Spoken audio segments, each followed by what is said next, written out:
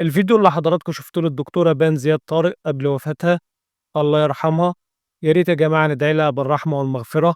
كانت طبيبة شاطرة جدًا، كانت متخصصة في مجال الطب النفسي والعصبي، الله يرحمها.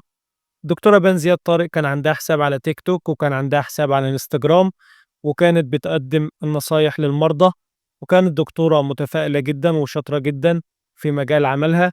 دكتورة بان زياد طارق مواليد البصرة في العراق، مواليد 1990، عندها حوالي 34 سنة. دكتورة بان زياد طارق اتوفت يوم 5/8/2025، ولكن حالة الوفاة كانت غير طبيعية. وجدوا الدكتورة بان زياد طارق مقتولة في شقتها، وطبعًا والدها ووالدتها كانوا في تركيا ونزلوا بعد حالة الوفاة. يُقال إن هي انتحرت، وطبعًا يُقال إن هي مقتولة. لحد الآن ما حدش عارف سبب الوفاة. محافظ البصرة طلع وصرّح وقال إن هو متابع الموضوع بنفسه، ولكن لابد من انتظار نتايج الطب الشرعي. يا ريت يا جماعة بلاش نتهم حد، لأن في ناس اتهمت أخوها وفي ناس اتهمت خالها.